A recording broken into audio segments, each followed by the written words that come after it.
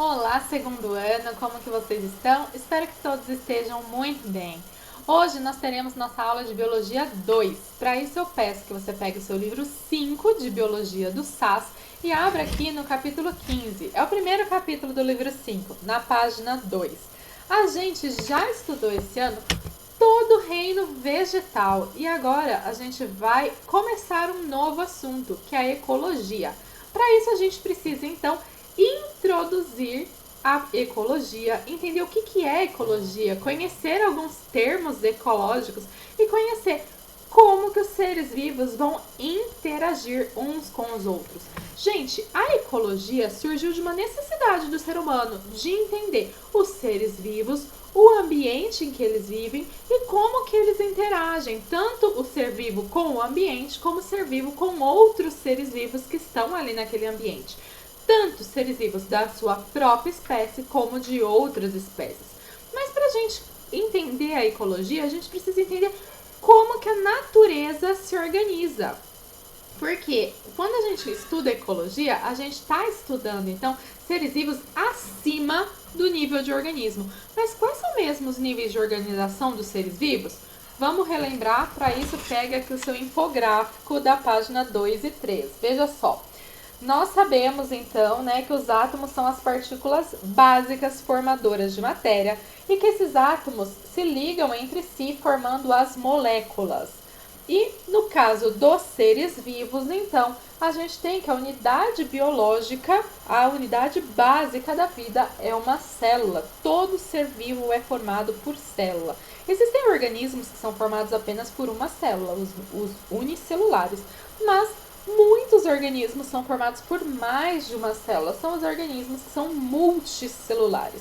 No caso dos organismos multicelulares, formados por várias células, o que pode acontecer? Essas células podem se especializar e se organizar naquilo que a gente chama de tecidos, que são quando as células especializadas na mesma função estão organizadas juntas. E esses tecidos, então, eles vão dar origem aos órgãos. Então, os órgãos são estruturas que vão ter uma função e eles são formados por diversos tipos de tecido, né? A gente já aprendeu aí os tipos de tecido, órgãos e a gente vê os sistemas, né? Então, aqui a gente está vendo um órgão, por exemplo, o osso, né? Esse fêmur é um órgão, porque ele é formado tanto por tecido ósseo, como tecido hematopoético, outros tipos de tecido, tecido conjuntivo, né? Vários tipos de tecido. E, gente, órgãos que têm a mesma função no nosso organismo, eles vão formar o que a gente chama de sistemas. Então, sistemas de órgão, por exemplo, todos os ossos do nosso corpo, cada osso é um órgão. Ele vai formar o sistema esquelético, né, do nosso corpo. E os sistemas, então, eles são conhecidos por suas funções, órgãos que estão trabalhando juntos, cada um com uma função, mas todos eles colaboram para a mesma função naquele indivíduo. E um indivíduo, um organismo, ele é formado por diversos sistemas, por exemplo, sistema nervoso, sistema digestório, sistema reprodutor, sistema locomotor e assim vai, né? Então, vários sistemas juntos formam um indivíduo. Só que, gente, esse organismo aqui, ele não vive sozinho, né?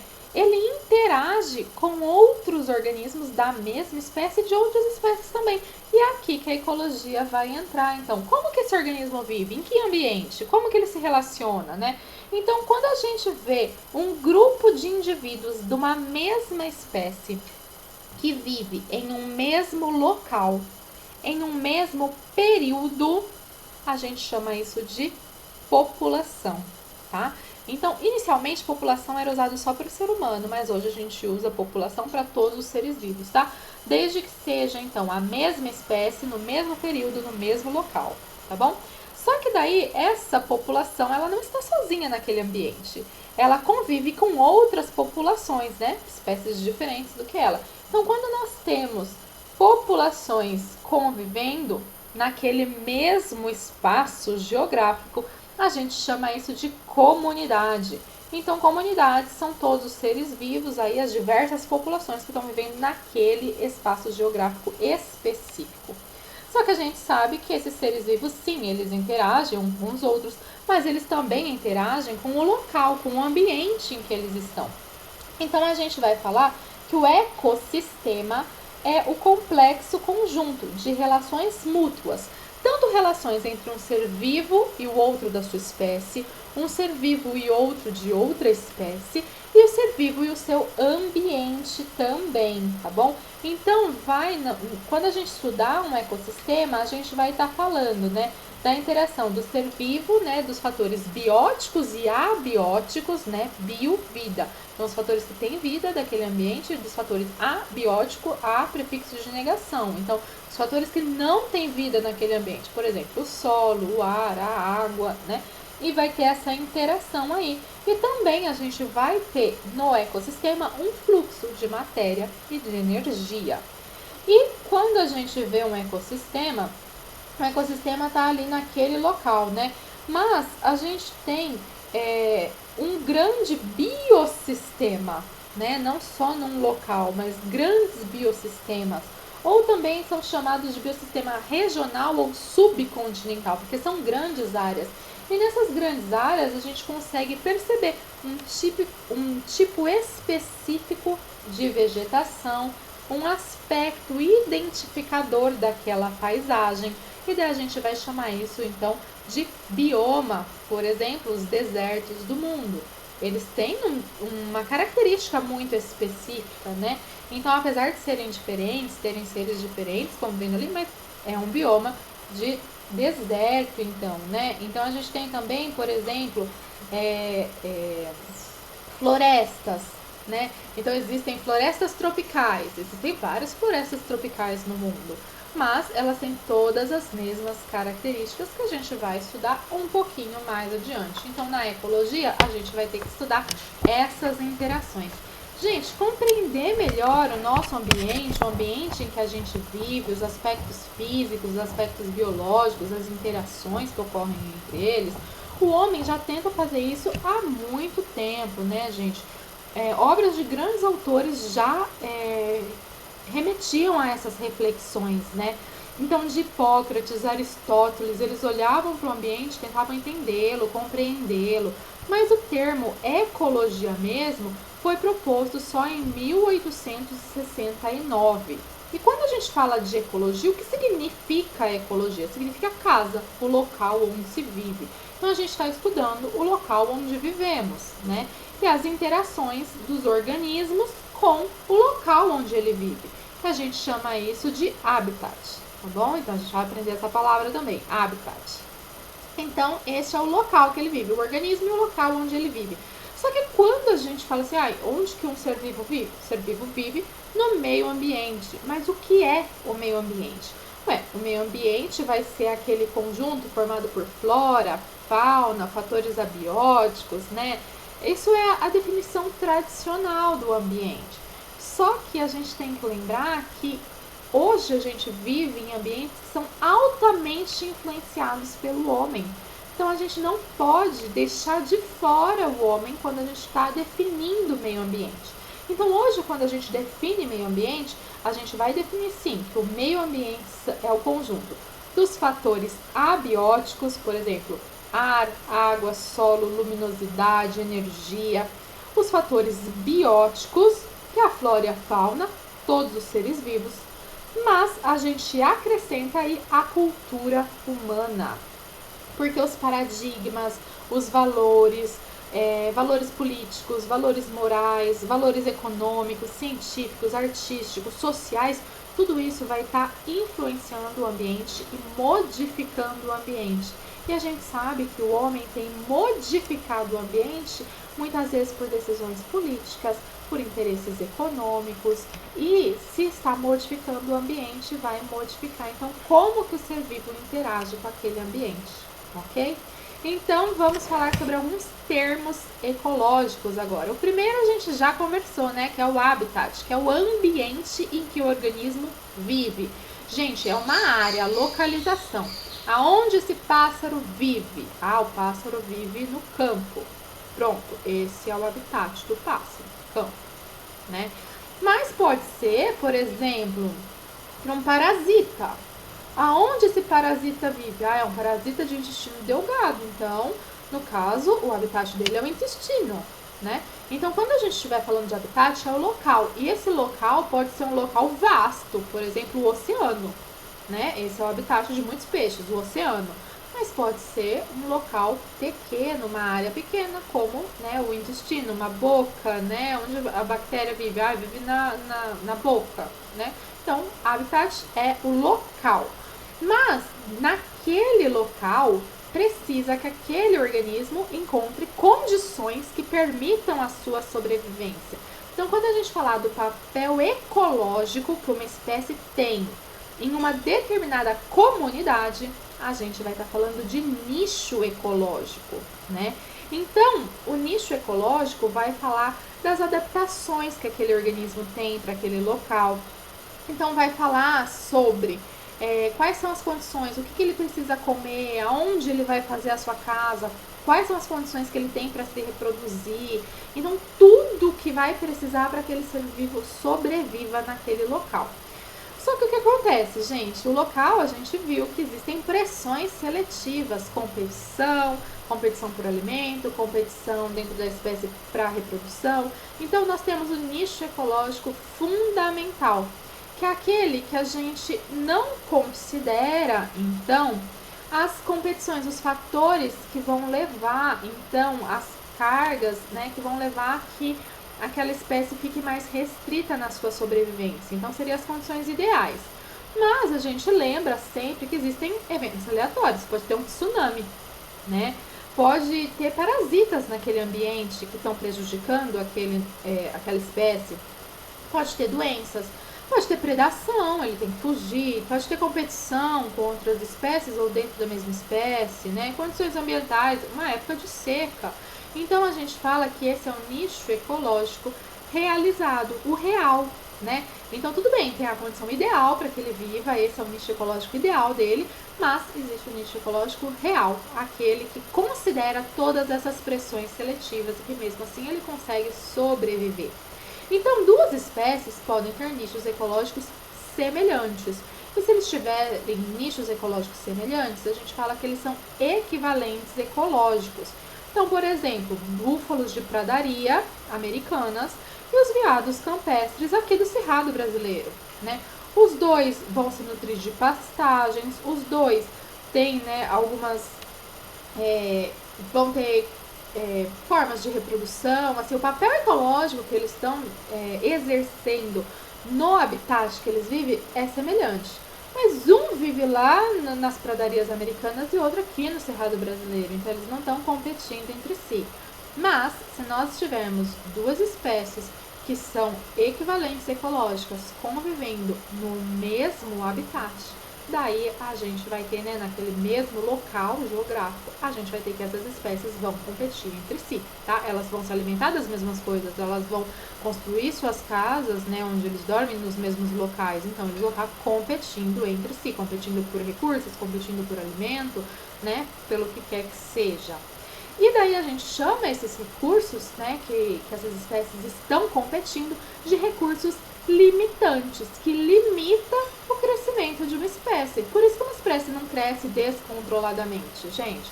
Existe um máximo de recursos que o ambiente é capaz de prover para aquela espécie. Então, existe um máximo de alimento que o local consegue prover para aquela espécie. Então, ela não consegue crescer descontroladamente, né?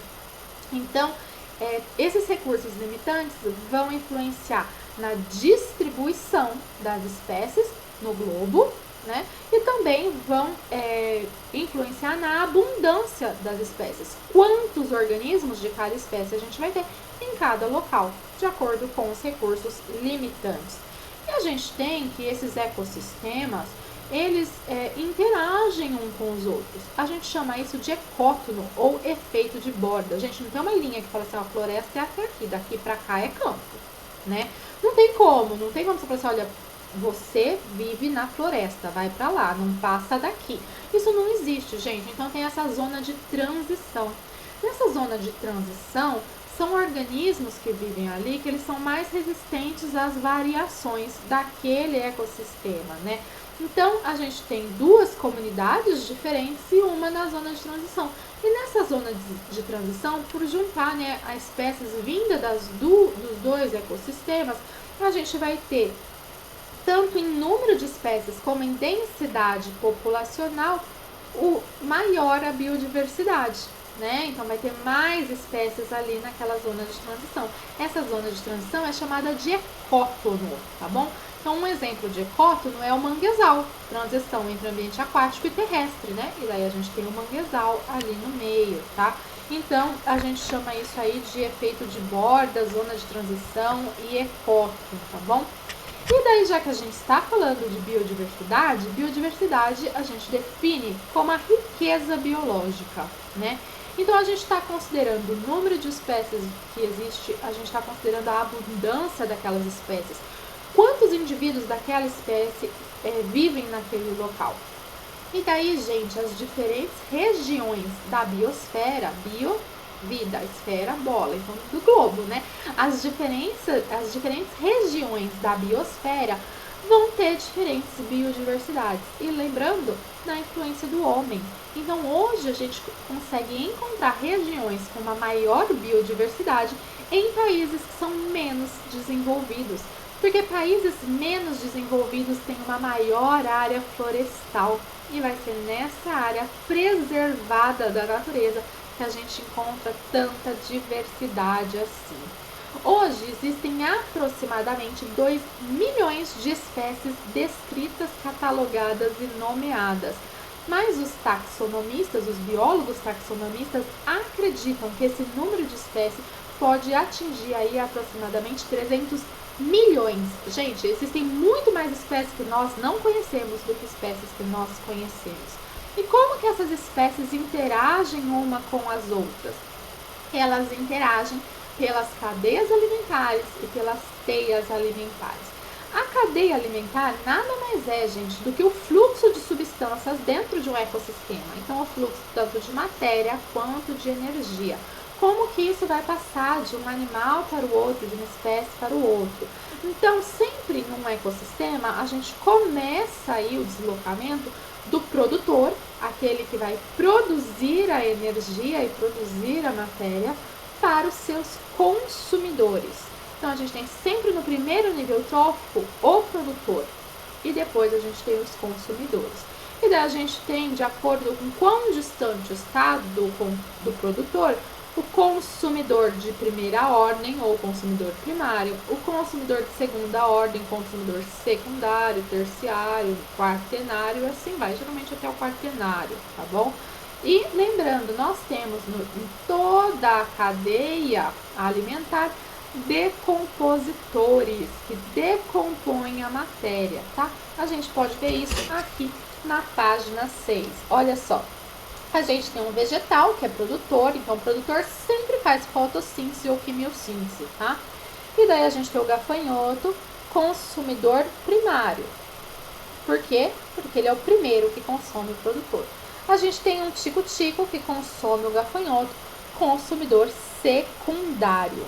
E depois a gente tem aqui o gavião que consome o tico-tico, consumidor terciário. Então, ó, 1, 2, 3, consumidor terciário.